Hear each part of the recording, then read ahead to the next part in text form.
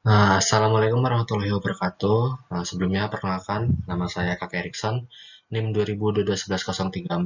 Ya, jadi di sini saya akan menjelaskan materi mengenai dari tugas matkul saya, yaitu manajemen teknik.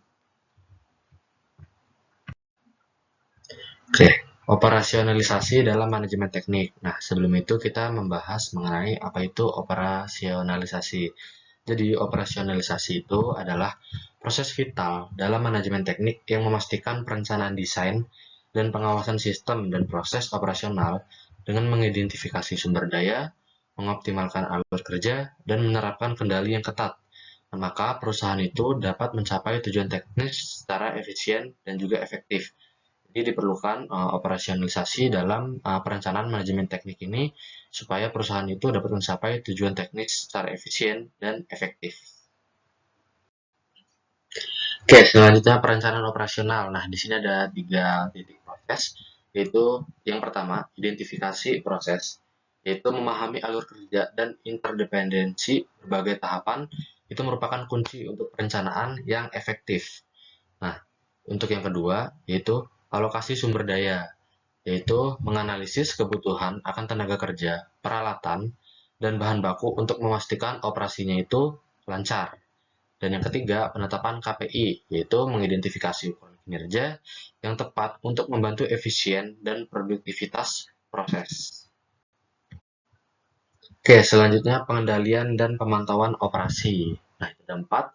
Yang pertama itu pengumpulan data, yaitu memantau berbagai indikator kinerja melalui sistem otomatis atau laporan manual. Yang kedua, itu adalah analisis data, yaitu mengidentifikasi tren, pola, dan anomali untuk menginformasikan pengembalian keputusan. Dan yang ketiga, tindakan korektif, yaitu dengan merespon dengan cepat untuk memperbaiki masalah dan mempertahankan operasi yang optimal. Dan yang terakhir, evaluasi berkelanjutan, yaitu meninjau kerja secara teratur dan melakukan penyesuaian yang diperlukan.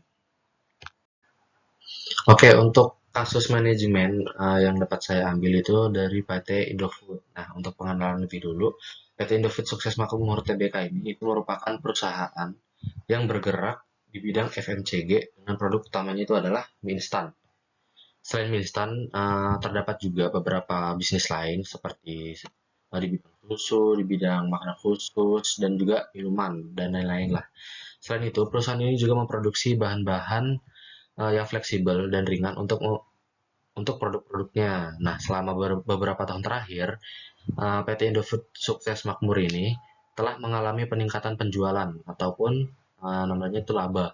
Hal ini merupakan hasil dari strategi pemasaran yang efektif dan kesiapan bisnis untuk menyesuaikan diri dengan perubahan dasar. Dengan demikian, perusahaan dapat menjadi contoh bagi perusahaan lain yang ingin meningkatkan penjualan.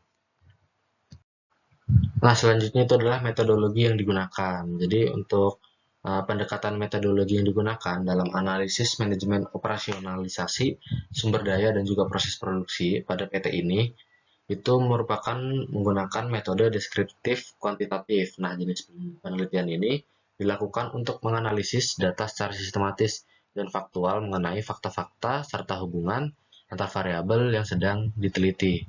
Analisis data dilakukan dengan cara mendeskripsikan dan menampilkan data secara sistematis tanpa membuat asumsi yang berlaku untuk seluruh populasi.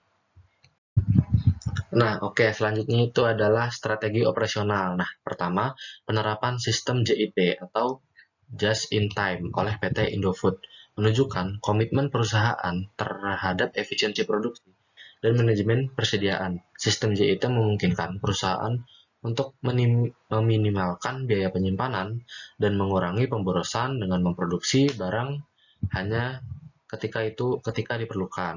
Nah, yang kedua, penggunaan analisis ABC untuk pengendalian persediaan memungkinkan PT Indofood untuk mengalokasikan sumber daya secara lebih efektif.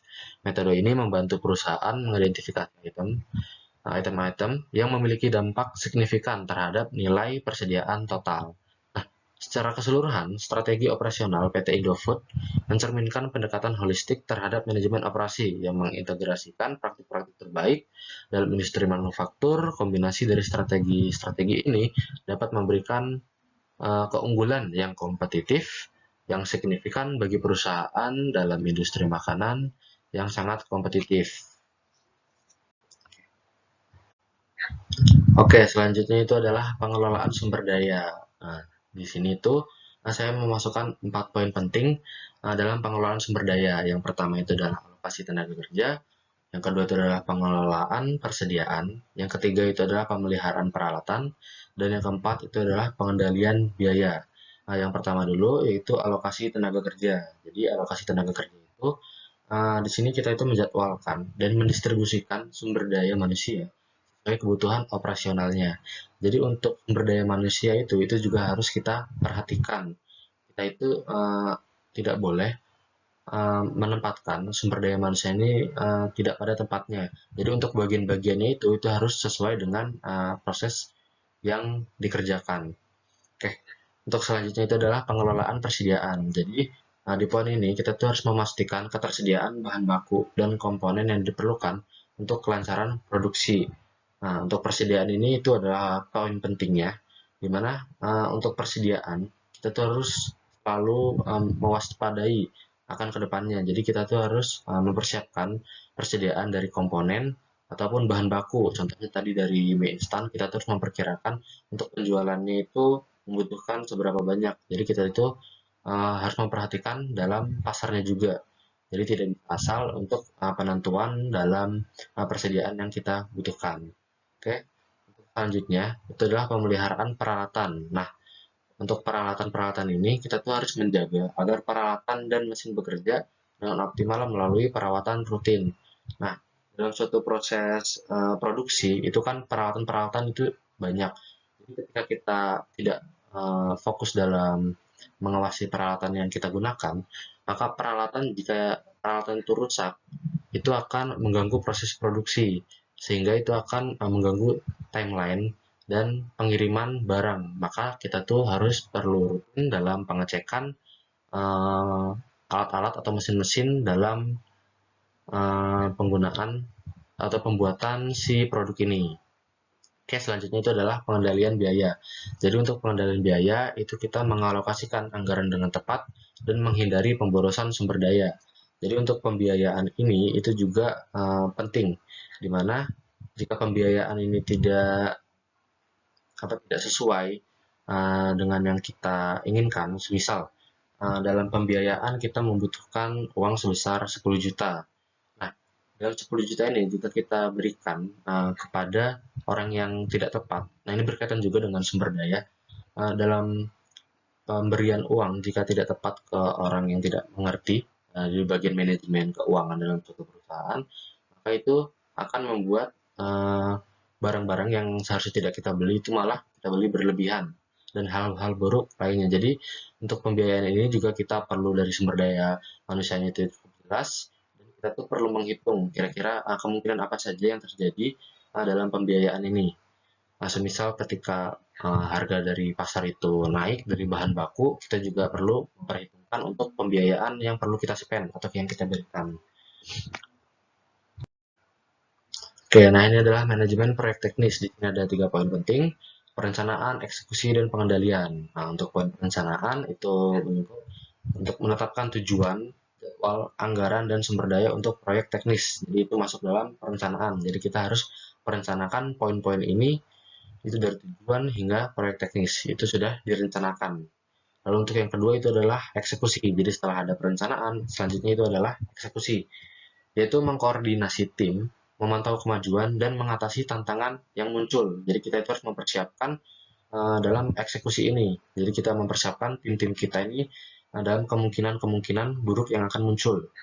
Dan yang terakhir itu adalah pengendalian, yaitu mengevaluasi kinerja, melakukan penyesuaian, dan memastikan proyek selesai tepat waktu. Oke. Oke, selanjutnya itu adalah peran operasionalisasi dalam manajemen teknik. Yang pertama itu adalah efisiensi dengan mengoptimalkan proses dan alokasi sumber daya untuk mencapai hasil yang maksimal. Lalu yang kedua itu adalah produktivitas, memastikan operasi yang lancar dan terukur untuk meningkatkan output dan juga keuntungan. Yang ketiga itu adalah inovasi, yaitu mendorong perbaikan berkelanjutan dan pengembangan solusi baru yang lebih baik. Dan yang keempat adalah pencapaian tujuan. Oke, sekian terima kasih dalam penyampaian materi. Kurang lebihnya saya mohon maaf. Wassalamualaikum warahmatullahi wabarakatuh.